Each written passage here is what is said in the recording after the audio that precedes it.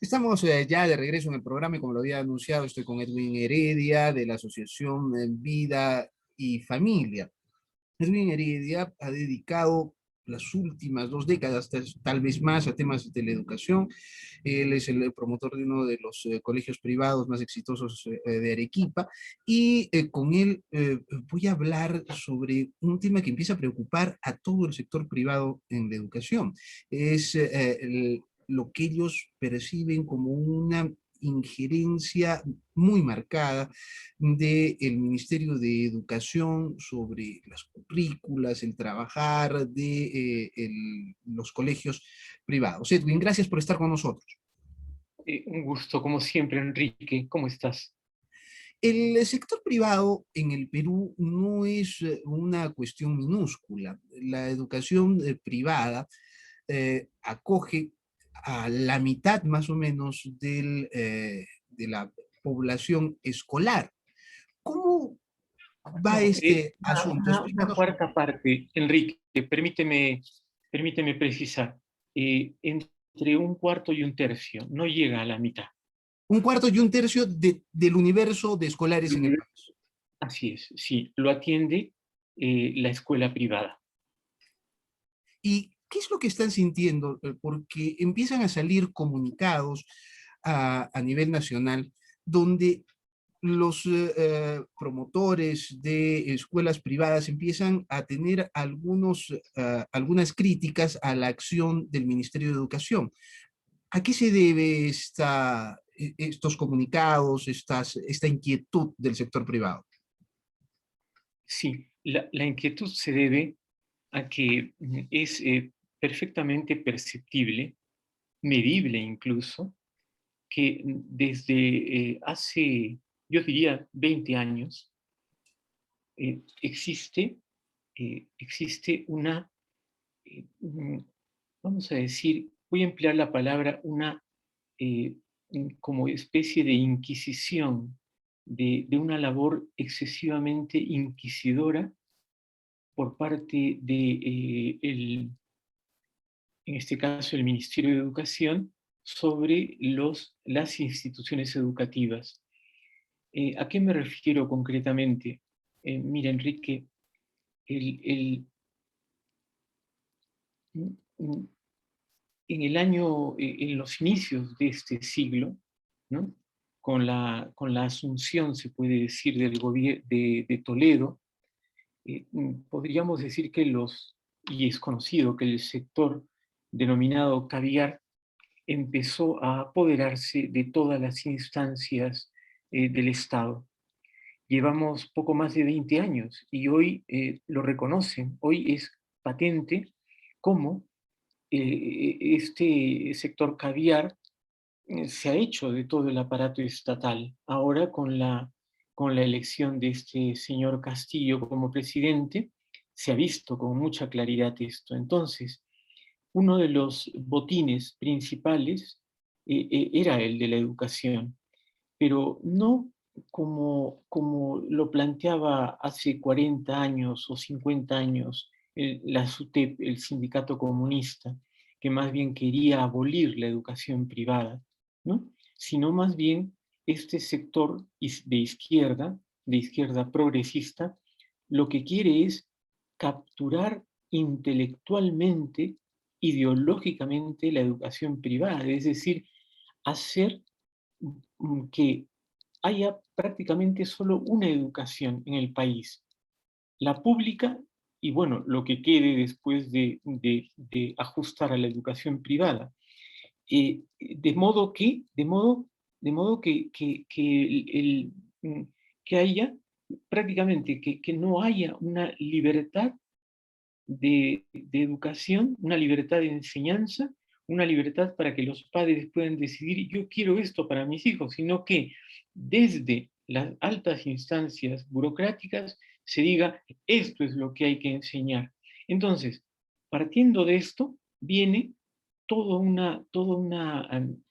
afán, diríamos, de, de, de someter a la educación privada a normas, sobre regulaciones, Y luego, pues, sí, o sea, unas exigencias que ni de lejos se lo plantean para la educación pública. Y al final, multas, de modo que tú te tengas que alinear con lo que ellos finalmente desean, que es un determinado pensamiento. Entonces, claro, esto es intolerable, pero llevamos aproximadamente 20 años con, con esta especie, diría, sí, me recalco, de inquisición, de casi, casi persecución a la iniciativa privada, a la cual se le llama o se le quiere denostar diciendo que es mercantilista. Y bueno, yo creo que es distinto tener un justo, saludable, sano afán de ganancia, porque después de todo también son pequeñas empresas, los colegios, y otra cosa es ser mercantilista o querer funcionar como si fuéramos una empresa que busca el máximo beneficio al mínimo costo. Ni hablar, eso no es un colegio privado. Entonces, con ese pretexto también nos han enfrentado con los padres de familia. Y Lo que yo puedo entender de lo que has dicho, en primer lugar, hay un afán de una sola currícula, o sea, dejar, reducir al mínimo las posibilidades de variar los dictados del Ministerio de Educación sobre temas curriculares. Y lo segundo que yo veo es que hablan del mercantilismo de los colegios privados. Sin embargo, yo creo que ahí también tendríamos que hacer alguna distinción. El sector privado tiene algunos muy buen nivel educativo, pero hay otros que no, y hay otros que han convertido la educación, igual que hicieron las universidades, en un negocio, colegios que se promocionan como preuniversitarios y donde la calidad de la enseñanza no es precisamente lo que se busca, de formar ciudadanos, sino buscar el ingreso a una universidad, por ejemplo, y el trato, inclusive a su personal docente, no es el mejor. Entonces, ¿algo hay de razón cuando hablan de mercantilismo o no? eh, podría ser, Enrique, en los colegios que efectivamente, mm, sí, hay de todo, ¿no? Hay de todo. De hecho, vamos a decir, hay un tercio de los colegios privados cobran una pensión muy modesta, menos de 300 soles, un tercio, ¿no? Entonces, claro, esos colegios, eh, bueno, yo no diría que funcionan con una mentalidad mercantilista, pero sí funcionan quizá regulándose a una especie de leyes del mercado y ofreciendo un servicio, tú lo has dicho, ¿no? A veces de carácter preuniversitario, muy competitivo, con muchos alumnos en aula y luego pagándole al maestro muy poco, ¿no? Entonces, yo diría más bien que ellos están en una especie no es creo yo, un gran negocio, sin embargo, sí funcionan, diríamos, con pensiones mínimas, pero también con costos mínimos, y tratando de dar un servicio que en el fondo no es un servicio educativo, porque la educación básica regular, ¿no? Es otra cosa, no es enseñar simplemente matemática o preparar para el ingreso a una Para el universidad. examen de una universidad. Claro, exactamente. Y eso es lo que la tercera parte quizá de los colegios o un poco menos, ¿no? Hacen. Bien. Entonces, por ahí el tema, como diríamos, no es un afán en esos colegios, yo no lo calificaría tampoco de mercantilista, pero sí de funcionar, digamos, ¿cómo lo diríamos? Como una pequeña empresa que casi, casi se mueve en la informalidad por la forma por la manera, ¿no? Como hace las cosas. Hemos tratado el tema esto de lo que, bueno, es una manera fácil de poder criticar a los colegios privados, pero quisiera ir a la cuestión de fondo. A ti lo que te preocupa es que empiece a darse un solo tipo de pensamiento. ¿A qué te refieres con un solo tipo de pensamiento dirigido por el Ministerio de Educación? Porque algunos dirían, bueno, es un ente regulador de la educación y lo bueno sería que el ministerio diga qué es lo que se tiene que enseñar en todos los colegios para formar buenos ciudadanos. ¿A qué te refieres específicamente con buscar un pensamiento único y cuál es lo malo de esto? Sí, yo estoy de acuerdo contigo, Enrique, en que tiene que haber una entidad del Estado que ponga unas normas para que la educación se dé de acuerdo a esa normatividad, lo que se llama una currícula escolar, ¿no? Pero no pueden ser normas que te encasillen al punto de ya no dejarte márgenes de libertad. En el caso peruano, ¿no? Efectivamente las normas, esas normas a las que tú te refieres, ¿no? Y que debe poner eh, la, la- la entidad, la entidad educativa nacional, esas normas tienen que ser, forzosamente, tienen que ser, digamos, vamos a decir, un camino marcado, pero ancho, amplio, de modo que dentro de ese camino quepan muchas rutas. Y esas rutas tendrían que estar, ¿no? Tienen que estar, ¿no? A la libre elección, primero a la oferta del centro educativo y luego a la libre, perdón, y luego a la libre elección de los padres de familia. Porque finalmente,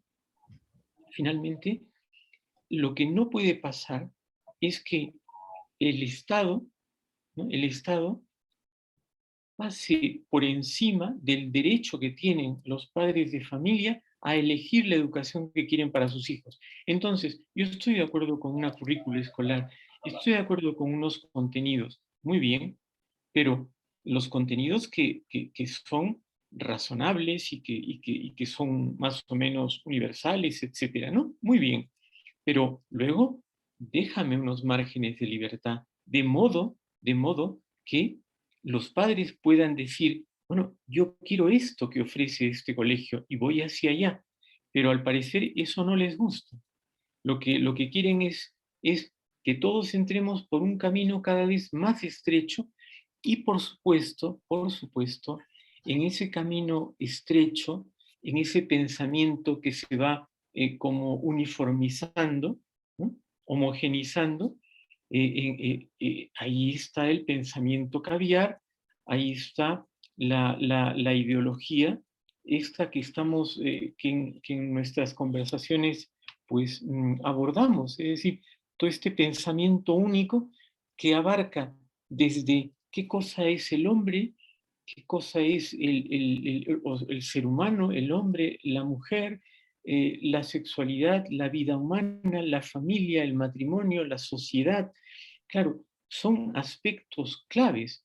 Yo no puedo cambiar el teorema de Pitágoras, pero sí puedo enseñar que no existe una familia, sino existen varias familias, varios tipos de familia. A lo que te Yo refieres es puedo además un impulsar, está impulsando desde el Ministerio de Educación una educación laicista, donde, por ejemplo, los colegios también, católicos ven mucho más, los colegios católicos y cristianos ven restringidas sus posibilidades de enseñanza. ¿A eso te refieres? Y además a lo que ahora se llama esta currícula basada en género, ¿no? Pero no el género hombre-mujer, sino más bien a la indefinición de género, algo que está avanzando mucho y que se acaba de proclamar, por ejemplo, en la Argentina, donde ya uno no puede, en su documento de identidad puede decirse hombre, mujer o una X, ¿verdad?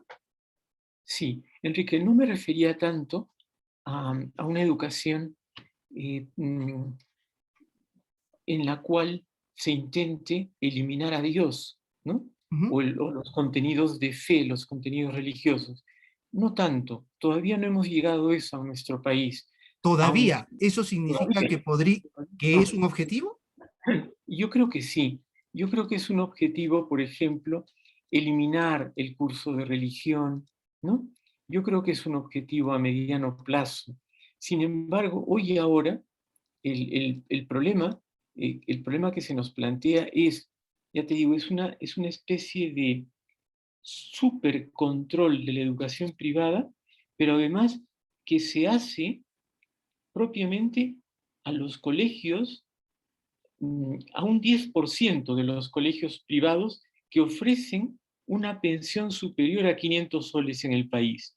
Esto te lo puedo asegurar. El 90% de colegios que cobran menos de 500 soles, ellos no están tan vistos por el ¿Y Ministerio de Educación. ¿Sabes cuál por es qué? esa supervisión? Bueno, ¿por qué y qué es lo que hacen? Bueno, sencillamente porque ese 10% de colegios, ¿no?, privados que tienen una pensión más o menos, sí, superior a 500 soles hasta, bueno, pueden ser cantidades muy altas en Lima, por ejemplo, ¿no?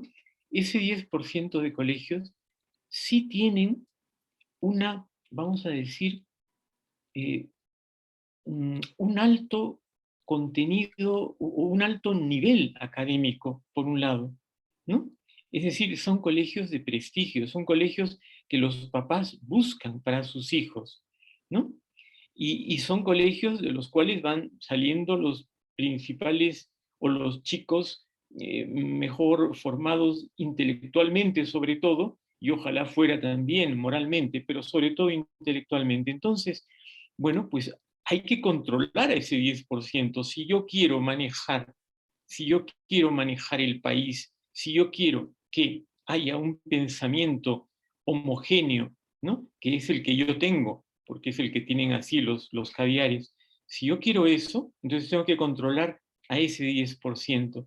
Y entonces, esa fracción de colegios, de verdad, Enrique, nos vemos sometidos a unos controles que son asfixiantes. La UGEL respectiva, la gerencia de educación, es decir, es, es todo, son estos colegios. Los más pequeños no, y eso lo podemos ver, ¿sabes hasta en qué detalle? Mira, un colegio de ese 90% hacia abajo, ¿no? Un colegio que cobra menos de 500 soles, tú aprecias su infraestructura y puede ser una casa más o menos grande adaptada, de 3, 4, hasta 5 pisos, cosa que está prohibida por norma, prohibido por norma, y sin embargo funciona y no le dicen nada. En cambio, esos colegios más o menos grandes, que tienen prestigio, privados, ellos no pueden, o sea, a nosotros nos controla, por ejemplo, Defensa Civil todos los años y no podemos dejar de colocar una mica en un vidrio para que si es que hubiese algún movimiento sísmico, es decir, el mínimo detalle. Y si no, no Cosa que no nos está dan la mal, ¿no? respuesta respectiva, cosa que no está mal, Cosa que no está mal. pero, O sea, lo que pero, yo percibo es los fines. O sea, hay una suerte, ustedes lo perciben como una suerte de acoso constante para que se alineen con determinado tipo de sí, pensamiento, ¿sí? yo no digo que esté mal, no. Lo que quiero decir es que es ese detalle más que, ojo, no pidas unos, unos eh, mm, pañitos húmedos en la lista de útiles porque eso luego Indecopi viene y te multa. No, no, en el tema de sí, he mencionado defensa civil, pero he mencionado también esto de la disposición de las UGELes, es decir, o con los reglamentos internos, o con lo que tú puedes, es decir, tu reglamento interno, el reglamento interno de cada colegio, tiene que ser aprobado cada año y cada año te pueden poner las observaciones que ellos quieran y si no, bueno, pues te sancionan, así de sencillo, o no te dan las aprobaciones. Entonces, yo lo que quisiera, a mí no me parece mal esto, siempre y cuando sea en la justa medida, por justos motivos, pero además que también se trate así a la educación pública. Mm. Enrique, tú y yo sabemos la desgracia que tiene, la desgracia en la que está la educación pública, más ahora en esta época de pandemia. ¿Tú crees que todas las regulaciones y las normas y los controles e incluso las multas y las sanciones a la que nos someten a los colegios privados de determinado nivel las hacen a los colegios estatales? Ni hablar, ni hablar. Es decir, es por eso el gran problema también de nuestra educación, porque la educación pública va a la deriva. En cambio, ese 10%, ¿no? O menos, de la educación privada que está manejada más o menos con cierta, vamos a llamar también competitividad, ¿no? Porque los padres de familia buscan lo mejor para sus hijos, a ese 10% lo someten, pues yo diría, a unos controles que, en definitiva, yo no quisiera pensar eso, pero ya te digo, antes, hace 50 años, SUTEP, el sindicato comunista, no quería la educación privada. Y actualmente sigue pensando eso, ¿no?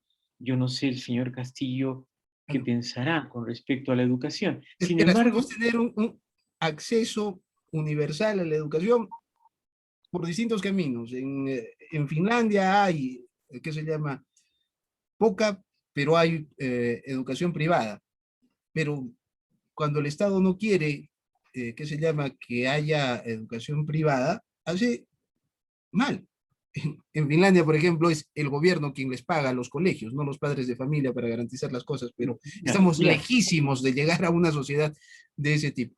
Edwin, pero justamente, Enrique, solo una cuestión solo, final. Enrique, no, no, Enrique, perdóname, Ajá. para subrayar lo que acabas de decir, esa es una salida que al Estado peruano, por ejemplo, no se le pasa por la cabeza. Es decir, que el Estado le pague a través de cheques escolares, le pague a instituciones para que puedan encargarse de lo que a ellos les desborda, que es la educación pública. Ellos tienen en sus manos 3 de 4 alumnos en el Perú y sin embargo no pueden darles la educación que merecen esos chicos. Es gratis, ¿no? En realidad le cuesta al Estado. ¿Sabes cuánto cuesta aproximadamente? 400, cada chico, cada alumno, alumna que estudia en un colegio público, le cuesta al Estado 4.000 soles anuales o 400 soles mensuales. Y hay colegios privados que funcionan con menos. Y yo te garantizo que pueden haber instituciones de carácter privado que tú le das 400 soles por alumno matriculado mensualmente y te dan una educación de calidad, que Perfecto. depende del Estado, pero privada. O sea, hay mecanismos. Lo que en el fondo, para terminar la idea anterior, SUTEP quería abolir la educación privada. Este sector caviar quiere abolirla también, pero por otro camino, por el camino de la ideología, por el camino del pensamiento único. Edwin, te agradezco mucho, ha sido muy amable por esta conversación. De nada, Enrique, como siempre. Ha sido Edwin Heredia de la Asociación Vida y Familia, él es promotor de uno de los colegios privados más importantes de la ciudad. Gracias por habernos acompañado, nos reencontramos mañana en Modo.